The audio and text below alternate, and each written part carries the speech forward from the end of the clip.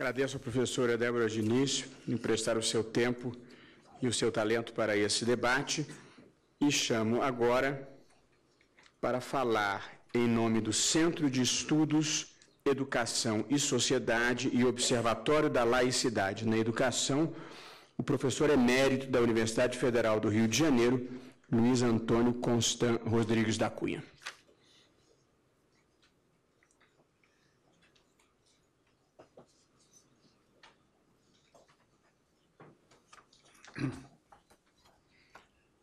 Excelentíssimo senhor ministro Luiz Roberto Barroso, demais membros da mesa, o Centro de Estudos, Educação e Sociedade, criado em 1979 por iniciativa de professores da Unicamp, e o Observatório da Laicidade na Educação, criado em 2003 por iniciativa de professores da UFRJ, entendem que a existência da disciplina ensino religioso nas escolas públicas é um retrocesso na construção da República em nosso país. Neste ponto, apenas neste ponto, a Constituição de 1988 é pior do que a de 1891. No tempo de Saldanha Marinho, Benjamin Constant e Rui Barbosa, a laicidade era reivindicada sobretudo pelas elites intelectuais. Hoje, além delas, importantes setores do Estado e dos movimentos sociais inserem nas suas pautas a laicidade, inclusive na educação pública.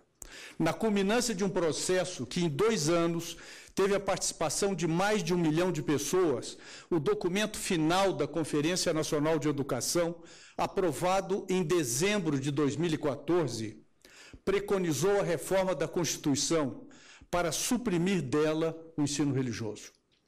A curto prazo, defendeu o fim da apropriação privada dos espaços educativos públicos por pessoas ou grupos vinculados às instituições educacionais. A finalidade é garantir aos alunos o direito à liberdade religiosa e o de não professar religião alguma, ou seja, o fim do proselitismo religioso ostensivo ou dissimulado nas escolas públicas. Deixemos para outra hora, Excelência, a pleitear o fim do ensino religioso nas escolas públicas. A Constituição determina sua oferta como disciplina no ensino fundamental na forma facultativa e este será o limite do nosso depoimento. Essa obrigação vai sair da Constituição, pode demorar. A perenidade do vínculo matrimonial demorou 90 anos para sair da Constituição, por causa do lobby religioso, no caso especificamente católico. O ensino religioso também vai sair. Pode demorar um pouco, não, espero que não tanto os 90 anos.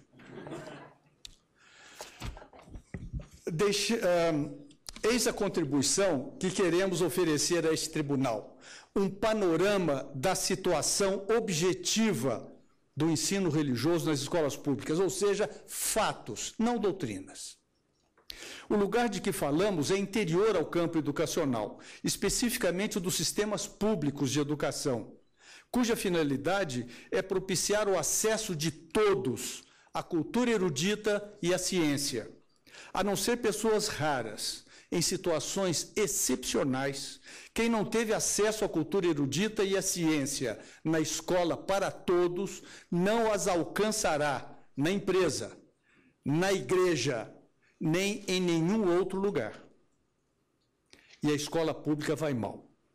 Precisa usar judiciosamente cada grão de tempo, de recursos materiais e humanos para a consecução de seus objetivos próprios, sem ser instrumentalizada como força auxiliar dos mercados, sejam econômicos, profissionais ou religiosos. Daí que uma disciplina especificada na Constituição como facultativa não pode ser, na prática, oferecida como obrigatória. Os dados da Prova Brasil são eloquentes quanto à obrigatoriedade, de fato, do ensino religioso. Os questionários respondidos pelos diretores em 2013 foram computados pela professora Mariane Kozlinski, do Grupo de Estudos dos Sistemas Educacionais da UFRJ, e dimensionou para todo o país o que pesquisas pontuais já haviam sinalizado. 70% das escolas públicas de ensino fundamental ministravam aulas de ensino religioso. Dentre as que o faziam, 54% confessaram exigir presença obrigatória.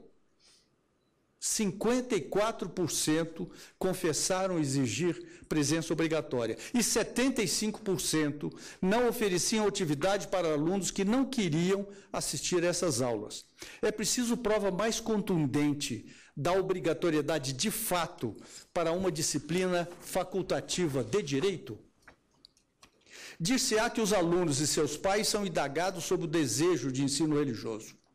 Ora, as perguntas que lhes chegam, quando chegam, não permitem boas respostas. A propósito, em meados do século XIX, Pierre-Joseph Proudhon criticava o sufrágio universal.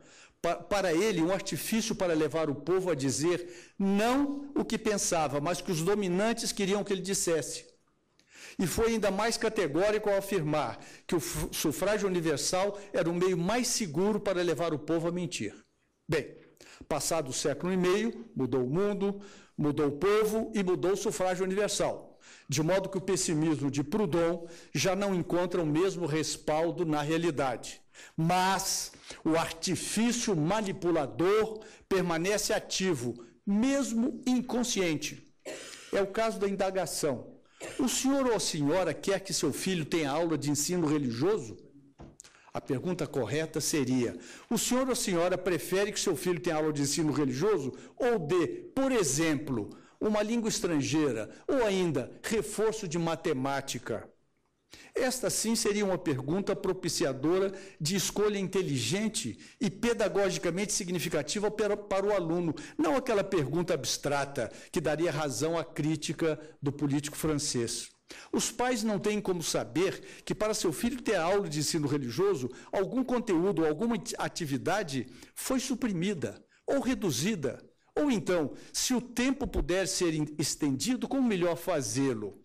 Como melhor aproveitá-lo? Para enxertar uma aula de ensino religioso ou para ampliar e reforçar o que somente na escola se aprende?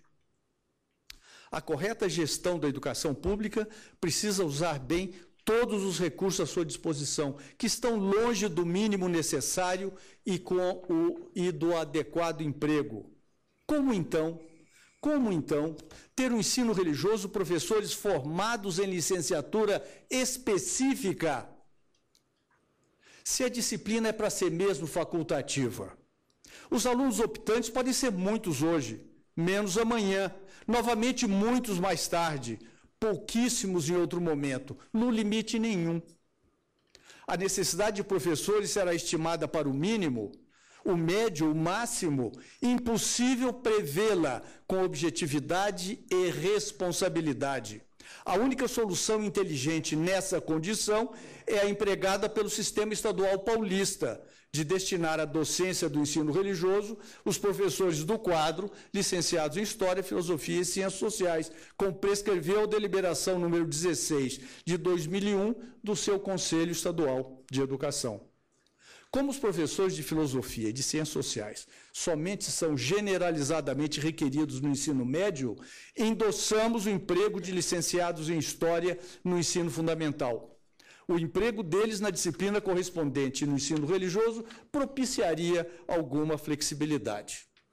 Disse que uma licenciatura específica formaria professores na linha da interconfessionalidade. Excelência, eu não tenho tempo, mas adoraria avaliar, analisar este engodo epistemológico e pedagógico chamado ensino interconfessional. A rigidez da licenciatura específica criaria uma espécie de reserva de mercado perdulária em termos econômicos e funcionais, além de servir de força indultora para a compulsoriedade de fato da disciplina em foco. Atenção para a lei dos mercados de Jean-Baptiste Say, dita lei de Say. A oferta cria a sua própria demanda. Essa lei empírica vale também para o mercado de trabalho, até mesmo para o de professores, inclusive os de ensino religioso. professores com licenciatura específica e a inclusão dessa disciplina nas 800 horas mínimas do ensino fundamental constituem ardilosos artifícios indutores de sua obrigatoriedade de fato, contrariando o disposto na Constituição. Aliás, 10 unidades da Federação já definiram que a carga horária dessa disciplina não integrará o mínimo das 800 horas. Amapá, Bahia, Sergipe, Espírito Santo, Goiás, Pará, Pernambuco, Piauí, Rondônia e São Paulo. A extensão do mercado para o ensino religioso prossegue nos sistemas educacionais de estados e municípios, favorecida pela anomia jurídica em torno da matéria, apenas dependente das correlações de forças político-eleitorais. O que a Constituição Federal determinou para toda a educação básica, educação infantil, ensino fundamental e ensino médio. Outros prescreveram que o ensino religioso seja ministrado como tema transversal, o que o torna obrigatório tanto para os alunos quanto os professores. Ao fazer do ensino religioso tema transversal para os alunos das séries iniciais do ensino fundamental, a mesma resolução número 16/2001 do Conselho Estadual de Educação de São Paulo, evocada há pouco, cometeu um duplo erro de caráter legal e pedagógico, que não foi compensado pelo realismo mostrado pela resolução número 21 de 2002 da Secretaria Estadual de Educação, ao destinar a disciplina apenas para os alunos do último ano do ensino fundamental. A anomia jurídica chegou a ponto de a Lei de Diretrizes e Bases da Educação Nacional, reformada em 1997, qualificar o ensino religioso nas escolas públicas de integrante da formação básica do cidadão. A recusa admitida implicaria uma formação incompleta ou defeituosa? Em direção bem diferente, ética e cidadania foi reivindicada pela Conferência Nacional de Educação para todos, não só para os alunos das escolas públicas, e menos ainda como alternativa para os não optantes do ensino religioso, como pretendem certos projetos de lei em tramitação no Congresso Nacional. Correto foi o parecer número 1 de 2012 do Pleno do Conselho Nacional de Educação, ao instituir as diretrizes nacionais para a correlata Educação e Direitos Humanos, esta sim como tema transversal, não como disciplina, e para todos, em todos os níveis e modalidades dos estabelecimentos de ensino, públicos e privados, e tendo a laicidade como um de seus princípios fundamentais. Na disposição sobre a alternativa aos alunos não optantes pelo ensino religioso, o Estado de Goiás apontou o caminho.